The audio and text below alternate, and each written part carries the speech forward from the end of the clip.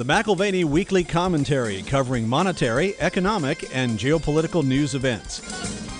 We go back to the 30,000-foot perspective and see that interest rates are the issue for the Treasury departments in the UK and in the US and in Japan and in many other places.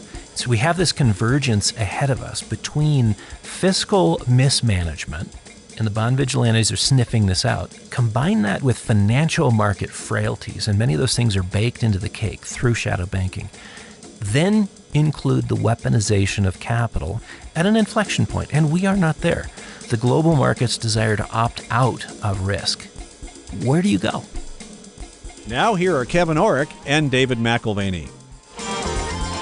Welcome to the McAlvany Weekly Commentary. I'm Kevin Orrick along with David McAlvany. Well, your dad hired me, Dave, back in 1987. He was a 47-year young man. He was 47 years old. I was 24 at the time. But I can't believe it. This week he turns 85, and he's still going strong. Oh, yeah. It'll be good to see him. I know that we'll get some good time, a few shared meals, and then we're off to a family reunion. So, 85 this week.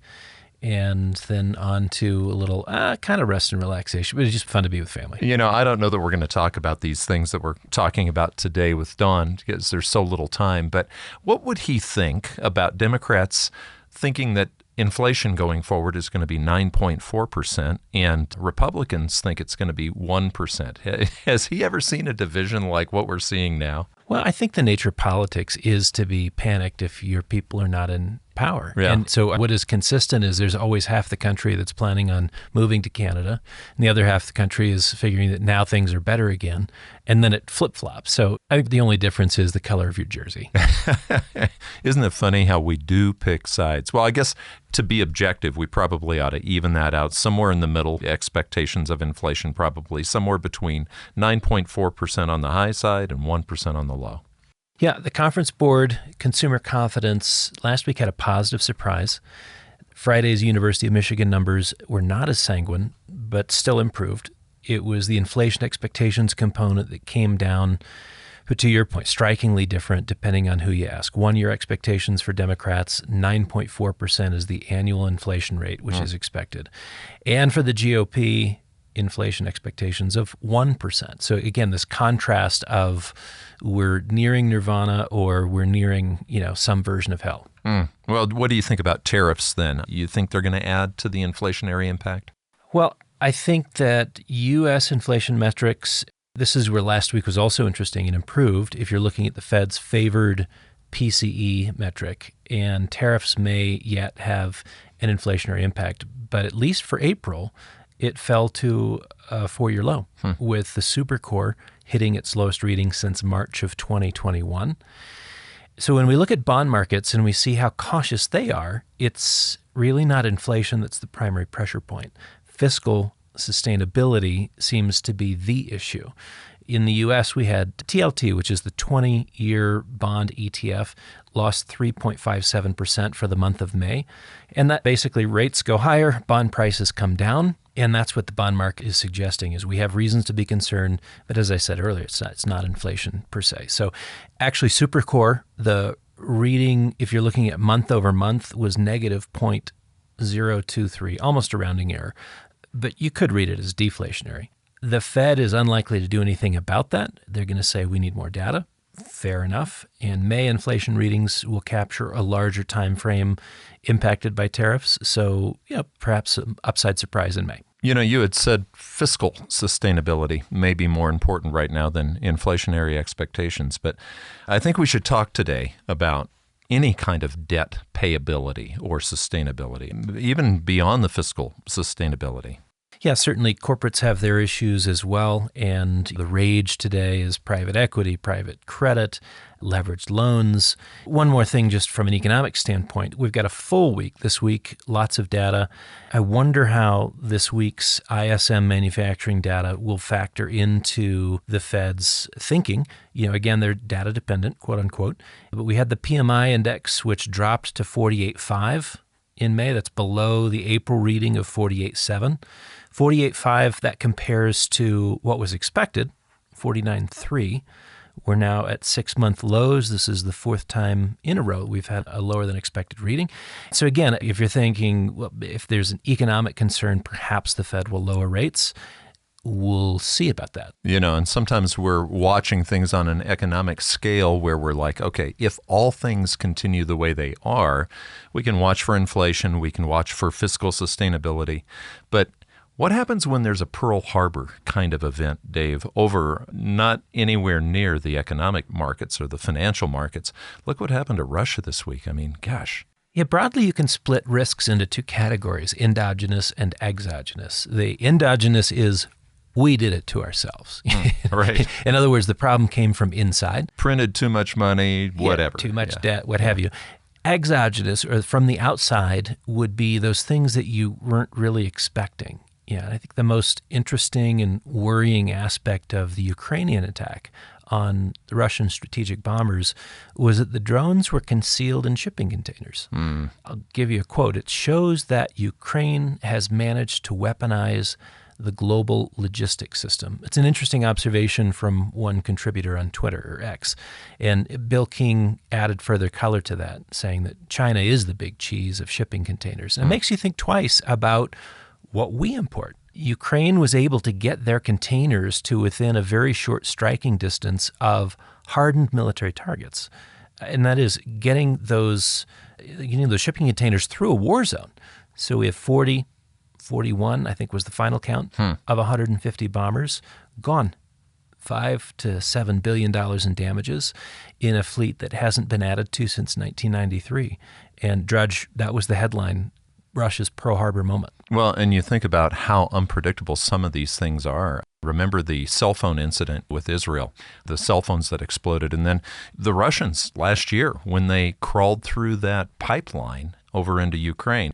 Things are being done very different at this point, and so warfare is being fought in a different way. But let's go over to Jamie Dimon, because Jamie Dimon sounds like he's possibly wanting to make sure that he's on the record saying that he doesn't like the bond market right now. So this goes back to the endogenous issues. Jamie Dimon, he is the occasional Cassandra of Wall Street, and he's managed through his tenure to extend the reach of JP Morgan. They have more assets, more clients. They picked up discounted assets and client accounts at each pressured point in financial markets over the last 25 years. I see a common theme amongst successful bankers. They worry a lot. The successful bankers worry a lot. Yeah, sometimes too much, but you seek out the alternative. Professional graveyards are littered with optimistic bankers. No. It'll all turn out fine. Yeah, no. I think we're on the upturn. Yeah. Take more risk. Dimon is not doing complex math in his recent assessment of the U.S. debt markets. The Treasury bond market has expanded from $5 trillion in 2008 to $29 trillion. Can you believe that? Those are the years from the time the commentary started, Dave, until now, 2008 until now, $5 trillion Treasury bond market debt back when we were doing this program for the first year. Now it's almost 30? Yep, that's right. And that's according to the Financial Times, which is an outcome that you could definitely anticipate. If Dimon is saying there's going to be an issue here, well, little surprise. You increase spending, you don't have tax hikes to match it dollar for dollar. What is that? It's a spending problem. And Dimon says, I just don't know if it's going to be a crisis in 6 months or 6 years. And he goes on to say, you're going to see a crack in the bond market. I'm telling you it's going to happen. And you are going to panic.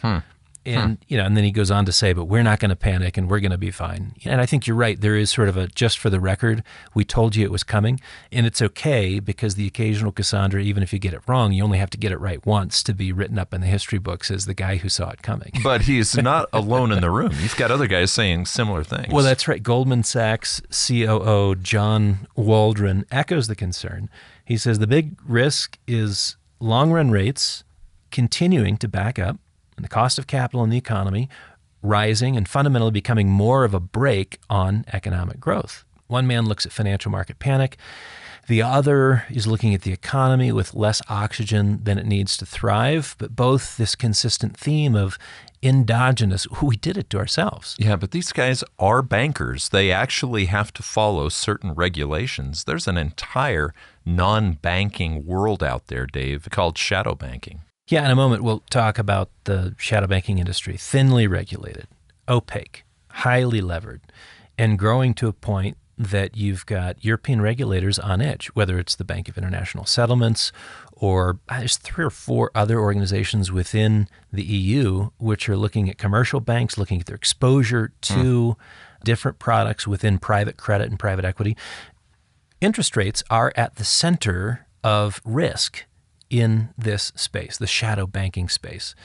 And a rise in interest rates, the primary cause of dysfunction, which has already existed in that space for going on 3 years. We'll get to more of that in just a minute. Okay, so I want to go back to surprise attacks.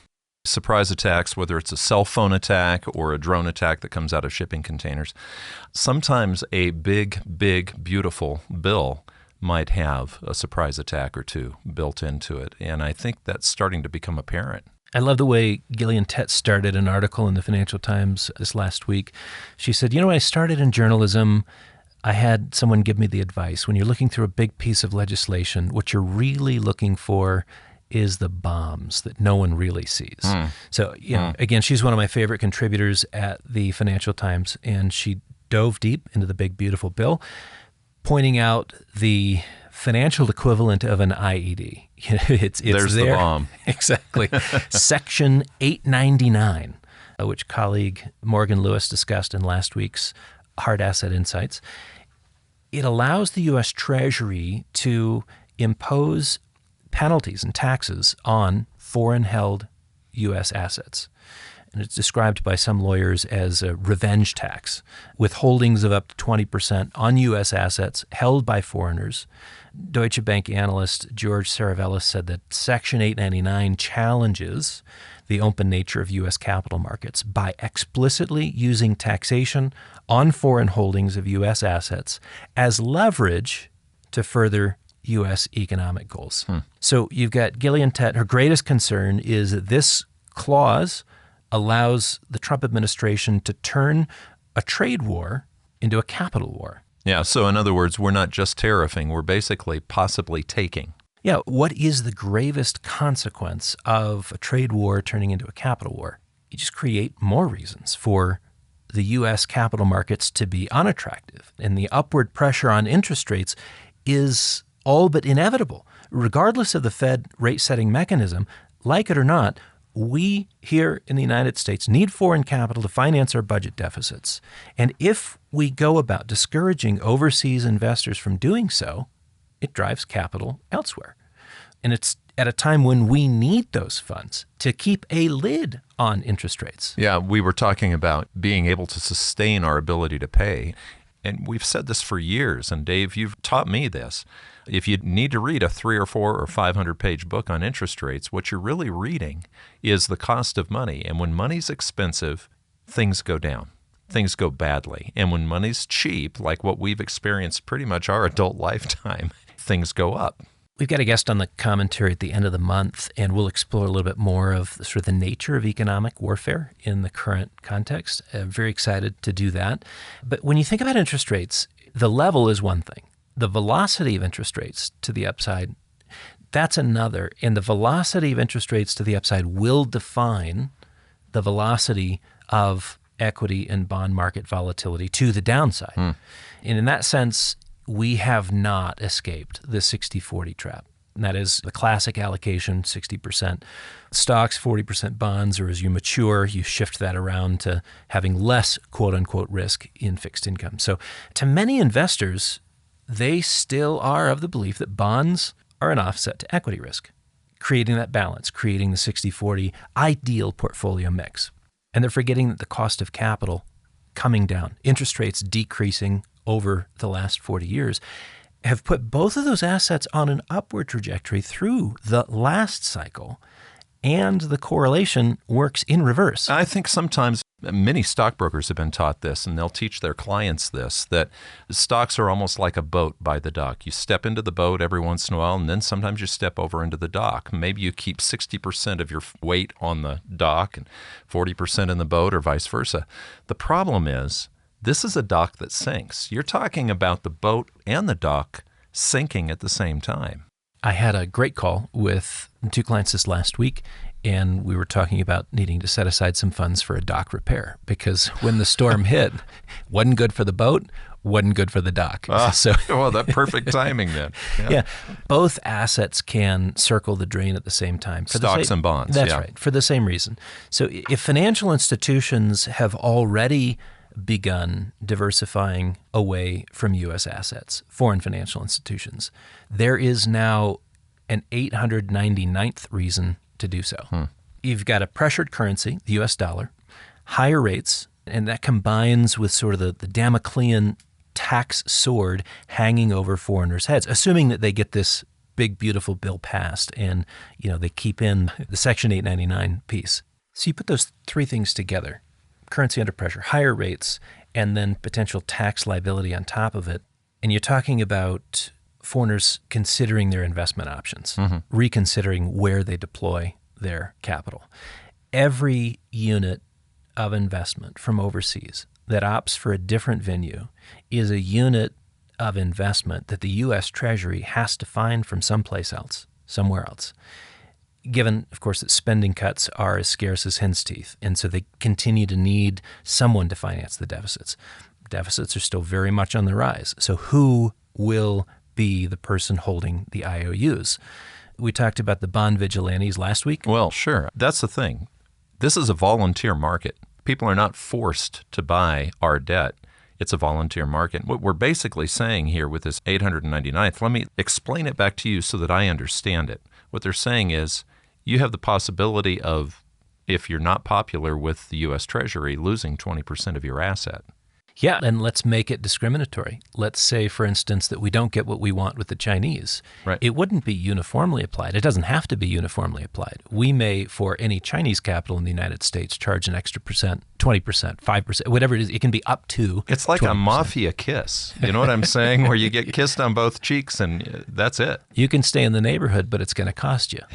So we talked about the bond vigilantes last week, and there are many reasons why the U.S. debt markets are under the microscope. One of the points we made last week is that it's alongside the Japanese. It's alongside the UK markets.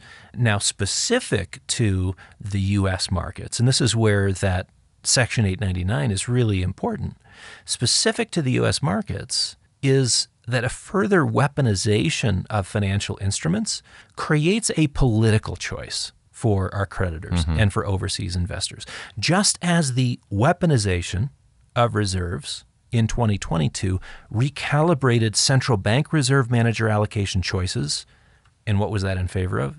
Gold. Gold bars. Yeah. So here is another category of weaponization that forces a re-examination of allocations, this time amongst sovereign wealth funds and financial market allocators from overseas. So if the bond vigilantes say, hey, we just don't like this weaponization of financial instruments in the United States, where would they go? I think it's fair to say that the bond investor today has a lot to consider. And there's a different calculus amongst the vigilantes when you're looking at, for instance, the Japanese government bonds or the UK gilt market. Fiscal sustainability and inflation. Again, we talked about inflation not being much of an issue here in the U.S. According to the PCE, it actually went down. Japanese inflation, on the other hand, hit 3.5% in April. And of course, we know debt sustainability is certainly a concern, with rates creeping past the 3 and 4 decade highs in Japan and now well past the truss crisis levels in the UK.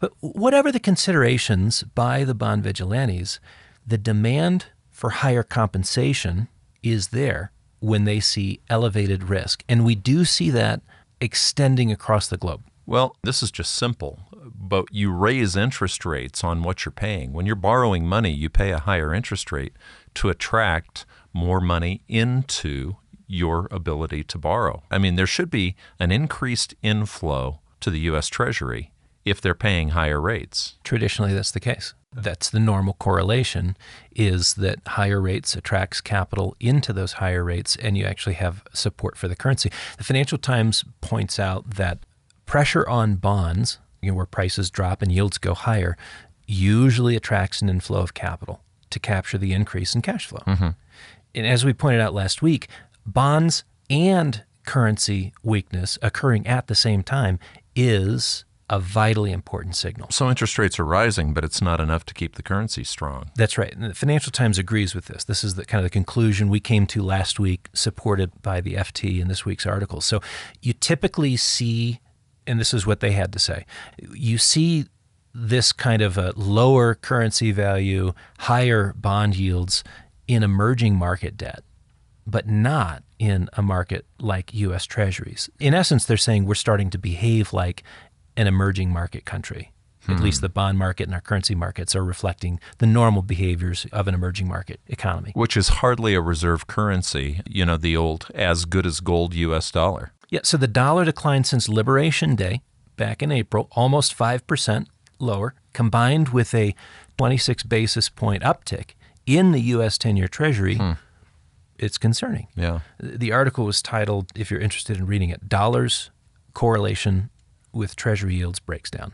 Well, one of the things you've been saying, Dave, is the dollar's probably not going to be replaced quickly because just of habit, institutional integrity, whatever you want to call it. It's harder to trade other currencies than the reserve currency of the dollar. Yeah, it was the head of interest rate trading at Citadel Securities, Michael DePaz. He observes that the strength of the U.S. dollar comes partly from its institutional integrity, the rule of law, independence of central banking, and policy that's predictable. Right. These are the components that create the dollar as the reserve currency. I would add a few more things to that list. And as we've talked about in the past, Kevin, part of what keeps the dollar strong is our military and its presence on the high seas. But he concludes the last 3 months have called that into question. A major concern for markets right now is whether we are chipping away at the institutional credibility of the dollar. So no longer as good as gold. Goldman Sachs analyst, there was commentary on Friday, and this was in the same article. I would encourage you to read it. Noted in the same article, it suggested that investors should position for dollar weakness, especially against the euro, the yen, and the Swiss franc, so they see those currencies appreciating vis-a-vis the dollar, all of which have risen in recent months. And they add that these new risks create a strong basis for some allocation to gold. Which is as good as gold, by the way. Goldman on gold. Yeah. You should be adding to your positions. Wow. What I find most interesting about the Goldman comment from Friday is the context of Treasury and dollar stress. These are factors that are not quickly resolved. But you've got Goldman Sachs saying it's time to buy gold. But Dave, that meeting that you guys had a couple of weeks ago, 850 people heard that the general investor hasn't even smelled gold as much as bought it. 2 weeks ago, we did that conference call. 850 people registered to hear our take on the markets in general, gold and hard assets in particular. And this was a small part of our consideration in that presentation. The case we made was that investors have largely missed the move in gold to date. And we've watched central banks do the heavy lifting on price. Implicit to our argument was that another wave higher in precious metals is still on the horizon, driven by institutional asset allocators, driven by the public. We'll include the link to the call. If you missed it, it's well worth your time. Well, you're going to want to go to McAlvany.com and watch that. Even if you just watch the first hour or so, the question and answer period was great as well. But do yourself a favor and watch that. But why don't we go back, Dave, to something that may be even larger than the things we're talking about, which is hard to believe. But there's an entire world out there that loans money to each other outside of the banking system. And what's that looking like? We've been talking about endogenous risk, and a part of this is thinking about the role that the Fed plays as the buyer of last resort, and how during different periods of market stress and chaos, they're willing to step in and guarantee financial market stability. When they've had to do that in past periods of crisis, it's because the crisis has sort of snuck up on them in some way. And so for us, it's hiding in plain sight. But to date, the U.S. Fed and the U.S. Treasury Department has not done anything. There's been no regulation to limit what is developing within the shadow banking world or community. And I think that is, again, where we see the potential for a financial markets crisis, but where the Fed is already hogtied. There's very little that they can do. They're sort of cornered or trapped. Primary consideration for today, shadow banking. The Financial Times, I've read a lot over the weekend from the FT. Critical question, is private equity becoming a money trap?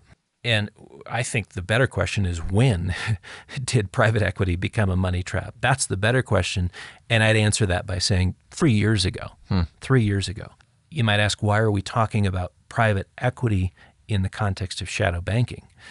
And it's because the leveraged deals done in private equity are not usually financed by commercial banks, at least directly.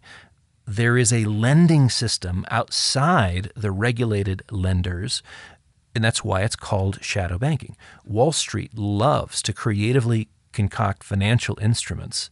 That, of course, is not new, but it's taken on a life of its own in recent years in the form of private equity and private credit. Well, and we mentioned that we started this commentary in 2008, and mortgage-backed securities were the big problem at that time. At this point, private equity might be the new mortgage-backed security, right? The article notes that 12,000 portfolio companies accumulated by private equity through what is really just a leveraged buyout today cannot be sold profitably. 12,000. The actual backlog is closer to 30,000 companies. Wow. So the assessment here is that it would take 8 years to clear the inventory at the current pace of 1,500 a year. And again, the actual backlog is larger, but I think what they're focused in on, I think the focus was on deals that are deeply underwater, which is probably 1.8 trillion of the total $3 trillion backlog. You look at other sources, and it's actually bigger than that, not just a $3 trillion backlog. Institutional Investors, which is a research group and a very unique and helpful website, it tallies to 3.6 trillion as sort of the backlog of companies to be sold. Stuff that can't be sold right now for a profit. Yep. So 50% then, the 1.8, would be the companies that are underwater. Rates are higher, which basically takes the last 5 years of deals that have been done and leaves them in an iffy category. Iffy, like, pull a jug of milk from the fridge and give it a sniff test. That's what I mean by iffy.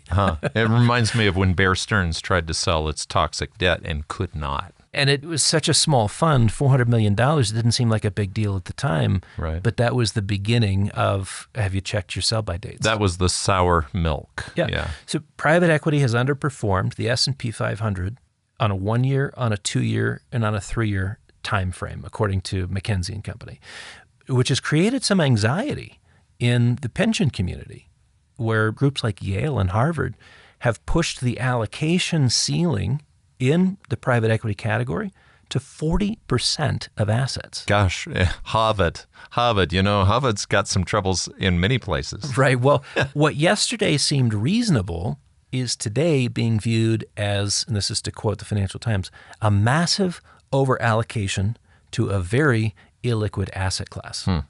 And private equity is a little equity and a lot of debt. In essence, the asset class is a misnomer. The whole operating model is heavy leverage. And here is where the rubber meets the road. Yields being paid, and this is according to PitchBook, yields being paid are in the range of 9.5%. Most of the debt is floating. And so you've got deals that were made when interest rates were 2, 3, 5, even 7%. And now all of a sudden you've had the adjustment. Rates are floating. They've come higher. And these deals, which looked magical at 2, 3, 5% interest rates, with the assumption that rates would go down, your multiples would expand, and you could sell at a profit with a lot of borrowed money, the whole game is being turned inside out. And it goes a long way toward explaining the 12,000 portfolio companies, which are upside down and unsellable. And it's the 30,000 companies in queue to sell, not just the 12,000 that are very, very unsellable. But it explains why private equity operators have, in the last 24 to 36 months, pivoted to also being private credit operators. If you can organize a new round of lending, why not make money off of the carcass-like inventory of entities which have dwindling value, but which you still own. You just lend them more money, but now you can collect some interest on it's a bizarre and very incestuous world, private equity and private credit. But like Solomon said, there's nothing new under the sun. I mean, basically what you do is you chop it up, you repackage it, just like they did back in 2007, 2008, when we had the crisis, or actually that was happening before then. Then we had the crisis. So I'm going to rename private equity, Dave, because what you said was private equity is a little equity and a lot of debt. So let's call it puny equity. Let's just call it puny equity from this point forward. No, that's great. I love it. Well, cue the cynical side of me. Would it surprise you that private equity now wants the public to have access to the asset class via exchange-traded funds and other sort of non-institutional funds? You only have access with tens of millions of dollars on the basis of being introduced, right? Now it's turned, and there is a different distribution mechanism. No longer is it invite only. It's find anyone you can. And so that turn, retail investors are being teased with the opportunity of a lifetime. Oh, yeah. Do you want to invest like the rich? Now we can do that for you. Access only what the super wealthy and the institutions have had access to prior to this. Yeah. Retail, and again, this is me perhaps being a bit cynical, but retail is the dumping ground.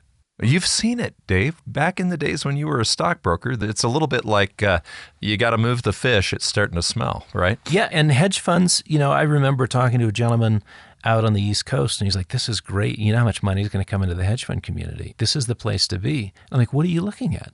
He said, oh, well, we just changed the minimums. You can access hedge funds for $50,000, in some instances as little as $25,000. And I'm like, wait a minute, you're democratizing access. I think what you're really talking about is an exit strategy for people who can't get liquid. And sure enough, that's what we have. Private equity companies want to see funds open to create a secondaries market for their unsold businesses. So they've got fancy words for them: continuation vehicles, evergreen funds. And it's a little bit like the ground beef of private equity. It's the trimmings, it's the unusable bits. I like that. And it's not so bad when it's served up as a burger, but you the mean reality there's bone is, in this? it's just the waste products, right, that you don't want to throw away. Orlando Bravo, he's a partner, one of the main guys at Thoma Bravo, managers of $179 billion in private equity funds. And he says his firm doesn't want to be left out of the incredible flows of money arriving into the sector from individual investors, wealthy investors, because ultimately there's only so much money from the institutional community that you can access. Yeah. Again, great report on Thoma Bravo in Orlando. Their Financial Times, May 21st. Yeah, they need bag holders, right? The guy who's holding the bag when everything else falls apart. So let's go back to the milk analogy. Yeah, the other day I did open one of our fridges out in the garage, and it was like, sweetie, there's a sour smell in there. So what does that look like as we go a year or two or three out with these repackaged private equity containers? Okay, imagine a time travel machine. Fast forward 18 months. Private equity has offloaded half its backlog of unsold and unsellable companies to investors who are willing to actually pay a premium for assets that in 2025 couldn't be sold even at a discount. We don't know what the interest rate environment looks like in 2025, but again, this is just a work of fiction. Let's assume that the rates are higher than they were in 2025. What is a leveraged bag of garbage worth 18 months from now at an even higher interest rate? And I can tell you, there's only one group that really cares. It's the investors. It's the bag holders. If you're talking about KKR, they will have gotten out. Apollo will have gotten out. EQT, Blackstone, CVC, Silver Lake, Carlyle, all the rest. They are no doubt eager to, as Orlando Bravo said, take advantage of the incredible flows into the sector. Well, Kevin, what could go wrong? It sounds like a barker, doesn't it, at a carnival? Take advantage of the incredible flows into the sector. So from Institutional Investor, the group I mentioned earlier, they offer this summary in a late March article. They say last year, buyout funds raised 23% less capital globally than they did in 2024. And then Bain said fewer funds closed during the year, and those that did, more than a third had been on the road for 2 years or more. So they're just having a hard time raising capital. Yeah, okay. So the other night we went over to the house and you served a wonderful vintage wine, Dave. And it had come from an auction. We were blessed to have shared it with you, but you warned us. You said, now this vintage could have turned to vinegar during this same period of time. You popped the cork. It could be vinegar. It could be a good vintage. It was fabulous. But what does the vintage of these products, what does that yield, Dave? Does it start as vinegar? I mean, right. That's what I'm wondering. That's a good question. Bain & Company compared the environment to that surrounding the global financial crisis. When assets under management rapidly grew in the run-up to the crisis. Again, this is from Institutional Investor. It was followed by a dearth of exits. Everybody was in, nobody could get out. So, for example, the 2005 to 2006 fund vintages that were launched right before the global financial crisis took over 9 years, on average, to return capital to investors, raising fears that the capital lodged in current portfolios will take equally long or even longer to pay back. Now, what's fascinating about that quote from Bain & Company, you have to remember, Bain has its own private equity group. They have a dog in the fight. It's almost like a moment of self-reflection. Okay, so help me with this. The shadow banking actually still does have a connection to commercial banks. They have exposure and vulnerability, even though it's not necessarily the shadow banking part isn't the bank. Ordinarily, no. Ordinarily, there's no connection.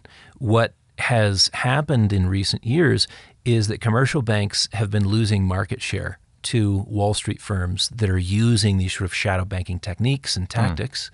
And commercial banks have basically conceded and said, if we're going to play, we can do so on an indirect basis. So one new aspect is that private equity and private credit have tapped funds from commercial banks. Now, this is kind of mind-boggling, to the tune of 10% of outstanding loans in the commercial banking sector. No longer a shadow. Right. So banks have lost out, have lost market share until they figured a workaround. Indirect lending, and it's not to the small and the micro-cap companies that couldn't qualify for commercial loans, but they'll give the money to PE companies and private credit operators, and then they can disperse the funds. So there's a line of defense, if you will. Perhaps it's safer, but you don't understand the amount of leverage that's involved on the other side of that wall. So there is a layer of exposure to commercial banks from the shadow banking industry.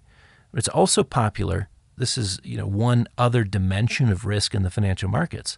It's also been very popular over the last 5 years for private equity companies to hoover up insurance companies, where insurance companies have these vast portfolios that have to be invested somewhere.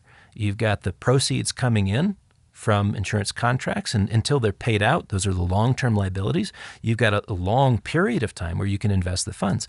Insurance company portfolios can also be a dumping ground for the nasty bits that won't sell at optimal multiples. Wow. And so the private equity companies have figured this out, and guess where the nasty bits are going? We see these companies that can't be taken public for a profitable exit. They can't sell them on. They can't go private or come out of the PE structures profitably. And so you just find a new structure to tie it up in and make it go away.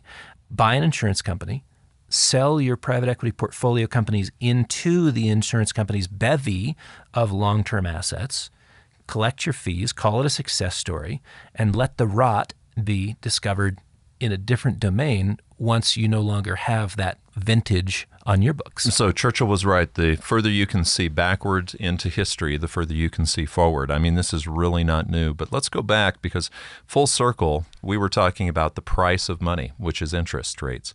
The price of money is also the price of time, because you're moving the future into the current. And we even had a guest not recently that talked about that. When Edward Chancellor was on with us to discuss the price of time, this is just one of the many reasons why interest rates are so intriguing.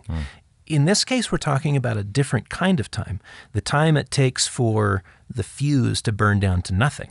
Higher rates have hobbled the leveraged speculator and driven cleverness and creativity with these PE and PC companies going more or less into survival mode.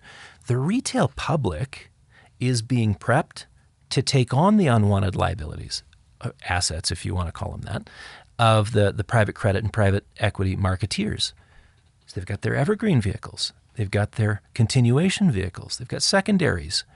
Think of the danger that emerged from the mortgage market throughout the global financial markets via distribution from Wall Street operators. Again, if you're talking about the U.S. mortgage market, it's localized, right? It's just the U.S., except that Wall Street was able to slice and dice and put those into financialized products that were then distributed globally. So you've got groups like NatWest and a lot of UK banks going under. We lost significant banks in Iceland. It becomes a global issue because of how Wall Street slices and dices.